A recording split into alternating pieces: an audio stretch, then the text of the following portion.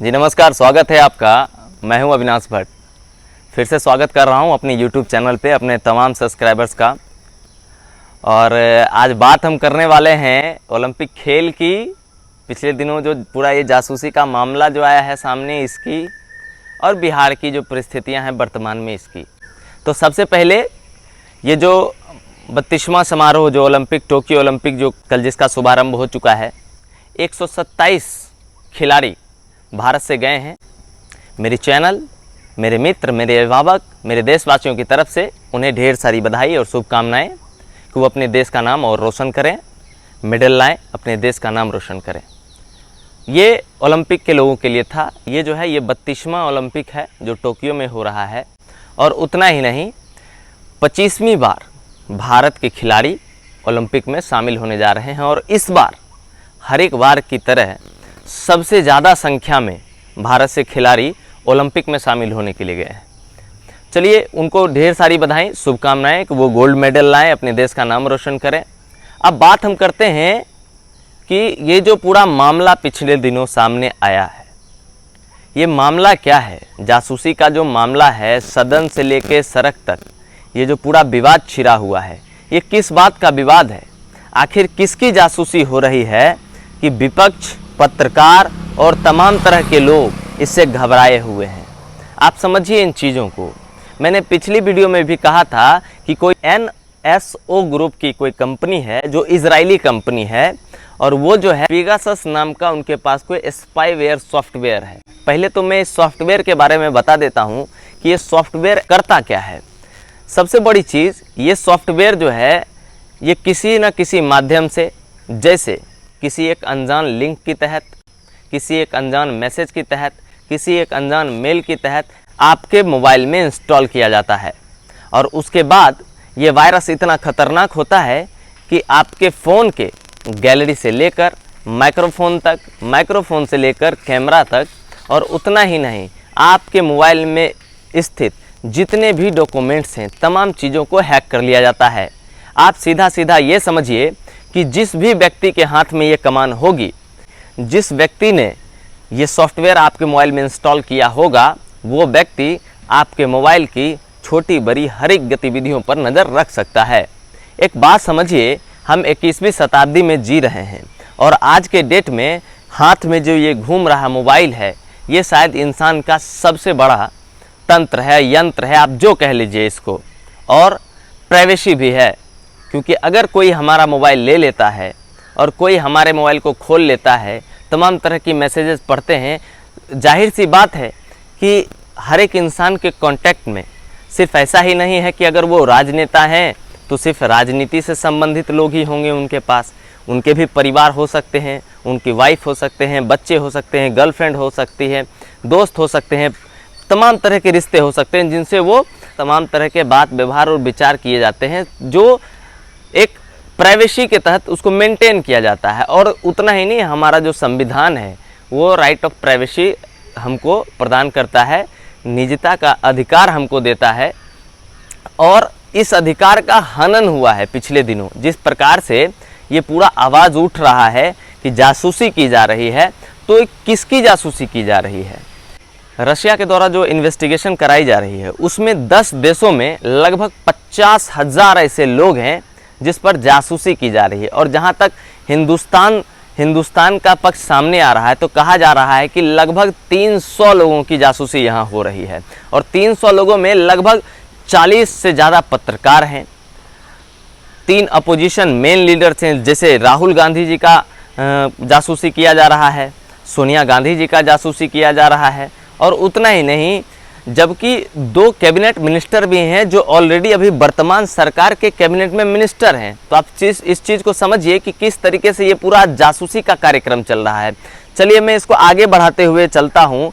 तो आज का ये मुद्दा छेड़ने का मतलब एक ही था कि ये जो जासूसी वाला मुद्दा है, ये आज का नहीं है। ऐसा नहीं है कि इतिहास में पहले किसी की जासूसी नहीं की गई।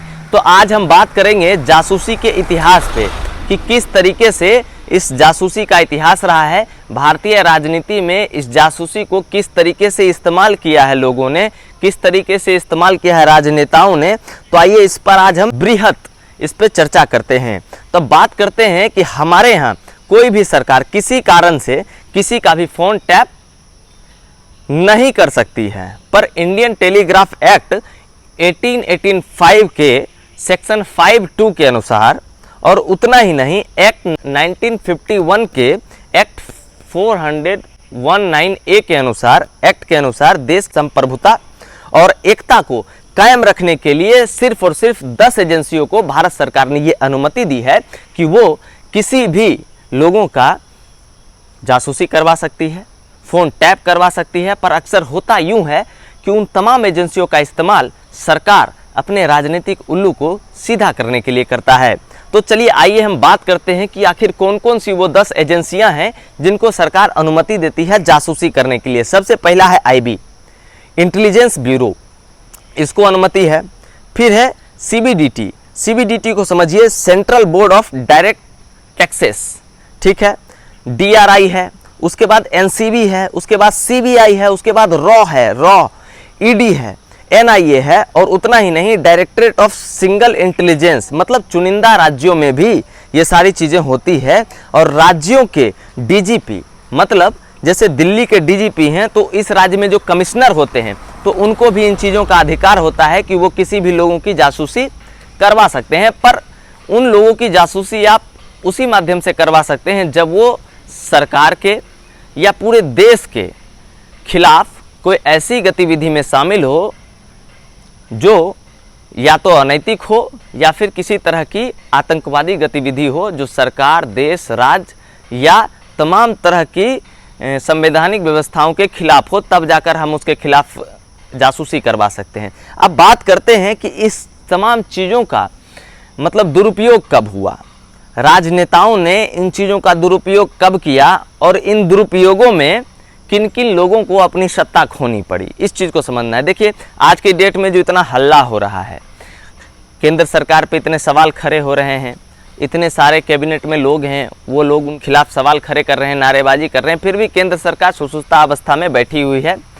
और एक दौर हुआ करता था कि जब जासूसी का पता चलता था तो मुख्यमंत्री और प्रधानमंत्री जैसे लोग इस्तीफा दे दिया करते थे। मीन्स उनको गलानी होती थी कि आखिर किसी दूसरे व्यक्ति विशेष का निजता का अधिकार उन्होंने छीना था, और इस चीज़ का काफ़ी बृहद विरोध भी होता था। तो आइए 4 चेहरे ऐसे रहे हैं भारत के राजनीतिक इतिहास में जिन पर ये जासूसी का आरोप लगा है, मतलब फ़ोन टैपिंग का आरोप लगा है। तो पहले हैं कौन है, रामकृष्ण हेगड़े हैं। रामकृष्ण हेगड़े कर्नाटक के मुख्यमंत्री रहे हैं। 1988 में इन्होंने मुख्यमंत्री पद से इस्तीफा दे दिया था क्योंकि इन पे इल्ज़ाम लगा था कि लगभग 50 लोगों के फ़ोन टैपिंग का आरोप था इन पे। दूसरे हैं चंद्रशेखर जी। चंद्रशेखर जी को आप बखूबी जान रहे होंगे, प्रधानमंत्री पद पे रहे हैं, हमारे देश के यशस्वी प्रधानमंत्री भी वो रह चुके हैं। और 1991 में उन्होंने अपने प्रधानमंत्री पद से इस्तीफा दे दिया था क्योंकि उन पे राजीव गांधी जी के पर जासूसी का आरोप लगा था, उनके घर के बाहर जासूस बिठाने का आरोप लगा था और बहुत तरह के आरोप लगते आए थे उन पे। तीसरा है रतन टाटा। रतन टाटा के साथ क्या हुआ था कि 1997 में अल्फा उग्रवादियों से परेशान होकर तो रतन टाटा ने केशव महिंद्रा से केंद्र से हस्तक्षेप कराने पर बात की थी और यह बातचीत लीक हो गई थी। तो ये लीक कैसे हो गई, लीक तभी हो जाएगी तब जासूसी होगा, जब फ़ोन टैपिंग होगा। तो और नीरा राडिया का भी नाम आता है सामने। ये सब ऐतिहासिक राजनीतिक लोग हैं या बिजनेसमैन, कॉरपोरेट कह लीजिए आप, जिनका नाम जासूसी के पूरे इस प्रकरण में सामने आया है। उसके बाद देखिए हम बात करते हैं ये जिस प्रकार से राजस्थान में कह लीजिए चुनाव के वक्त जिस तरीके से गहलोत और सचिन पायलट के बीच में जो मतभेद चल रहा था, कहा जा रहा है कि सचिन पायलट का भी मोबाइल टैप किया गया 2017 से लेकर 18 तक और 19 तक। और ये जो तमाम तरह की राजनीतिक गतिविधियां बनी कि कौन किसके साथ जा रहा है, कौन किसके साथ आ रहा है, तो आप एक चीज़ समझिए कि अगर किसी का मोबाइल टैप होता है और किसी से बात होती है, अगर किसी विधायक को लेकर बात हो रही है, मंत्री को लेकर बात हो रही है और कोई तीसरा आदमी वहीं बीच में बैठकर सुन रहा है, तो वो कितना खतरनाक हो सकता है। वो आपके तमाम प्लान्स को पहले से ही जान रहा होगा, फिर उस हिसाब से वो उस चीज़ों को अंजाम देता है। तो सचिन पायलट का भी हुआ था, बाकी बाद में जाकर कांग्रेस ने उसको मैनेज किया, बाकी बाद में जाकर सचिन पायलट और गहलोत के बीच में बातें बनी। और उतना ही नहीं, चलिए आगे इस खबर को ले जाते हैं। 2010 में कांग्रेस के सहयोगियों का जो फ़ोन टैप किए गए थे, तो उस पर आप नज़र डालते हैं। देखिए, सबसे पहला है शरद पवार, एनसीबी के राष्ट्रीय अध्यक्ष हैं वो। अप्रैल 2010 में आईपीएल चीफ ललित मोदी से बातचीत टैप की गई थी इनकी। दूसरे हैं प्रकाश करात, सीपीएम के, अमेरिका से न्यूक्लियर डील पे जुलाई 2008 में फ़ोन टैप किए गए। तीसरे हैं हमारे यशस्वी और तेजस्वी मुख्यमंत्री नीतीश कुमार जी, दिल्ली में थे तब अक्टूबर 2007 में उनका फ़ोन टैप हुआ था। उसके बाद आते हैं दिग्विजय सिंह, कांग्रेस के बहुत बड़े नेता हैं। 2007 के पंजाब में नेताओं से हुई बातचीत को रिकॉर्ड किया गया था। ये तमाम चीज़ें रिकॉर्ड तब हुई थी जब इसको वायरल कर दिया गया, जब ये पब्लिक के बीच में आ गया, तब का ये रिकॉर्डिंग है। उसके बाद है ममता बनर्जी जो टीएमसी से हैं, उनका भी नवंबर 2009 में रिकॉर्ड कर लिया गया था। चौथा है अमर सिंह, अमर सिंह का क्या है, 2006 में इन पर आरोप लगाया गया था, कांग्रेस के कहने पर, है ना, इनका फ़ोन टैप किया गया है। तो इन तमाम तरह की चीज़ों को, ये जो पूरा टैपिंग का पूरा कारनामा चला, ये ऐसा नहीं है कि हमारे हिंदुस्तान में पहली बार हो रहा है, मगर केंद्र सरकार को, यहाँ की जो सरकार है, इस चीज़ की जवाबदेही लेनी चाहिए कि अगर एनएसओ ये कह रही है कि ये सॉफ्टवेयर वो सिर्फ चुनिंदा सरकारों को ही बेचती है, तो जाहिर सी बात है कि इसका इस्तेमाल भी सरकारें ही कर रही होगी। दूसरी चीज़ें मैं आपको ये बताना चाहता हूँ, जिस प्रकार से पिछले अभी जो मानसून सत्र चालू है और मोदी सरकार के कैबिनेट का एक बड़ा तबका सामने आकर ये कह रहा है कि राज्य सरकारों द्वारा कोई वैसी सूची नहीं दी गई है जिसमें कि ये कहा जाए कि कोविड-19 से ढेर सारे लोगों की मृत्यु हुई है, उसके कोई आंकड़े सामने नहीं आ पा रहे हैं। तो आपको मैं एक चीज़ बता देता हूँ कि अभी मुझे ये समझ नहीं आ रहा है कि राज्य सरकारें क्यों आंकड़ा नहीं दे रही है केंद्र सरकार को, पहली बात। और दूसरी बात कि अगर आंकड़ा नहीं दे रही है, फिर भी क्या केंद्र सरकार की ये जवाबदेही नहीं बनती है क्या? वो ऐसे ही सामने आकर सीधा कह रही है कि मेरे पास कोई भी नोटिफिकेशन नहीं है, मेरे पास कोई आंकड़ा नहीं है कि कोई भी लोग ऑक्सीजन की कमी से मर रहे हैं। तो ये तमाम चीज़ें नहीं होनी चाहिए थी, सरकार को इसको लिए सोचना चाहिए। और दूसरी चीज़ें कि अगर राज्य सरकारें ये तमाम आंकड़ा नहीं दे रही है तो क्यों नहीं दे रही है, इस पर भी सोचने की आवश्यकता है। ये रही राष्ट्रीय खबरें। और चलिए मैं बिहार की बात करता हूँ। बिहार में बाढ़ का कहर जारी है। कल की खबर है, समस्तीपुर में एक नाव डूब गया है, जिसमें लगभग 6 से 10 लोगों की गुमशुदा होने की रिपोर्ट है। और सरकार जो है, हमारे यहाँ बिहार की जो सरकार है, जो हमारे तेजस्वी मुख्यमंत्री हैं, वो आराम से अपने गेस्ट हाउस में सोए हुए हैं और मज़े ले रहे हैं सत्ता का, छाली काट रहे हैं सत्ता का। और कोई भी जनप्रतिनिधि धरातल पर आकर जनता के लिए काम नहीं कर रही है। चलिए, आप लगातार बने रहिए हमारे साथ। अगर हमारा वीडियो आपको अच्छा लगता है तो इसको लाइक करिए, शेयर करिए, सब्सक्राइब करिए, और अगर फेसबुक पे देख रहे हैं तो फॉलो ज़रूर कीजिएगा। नमस्कार।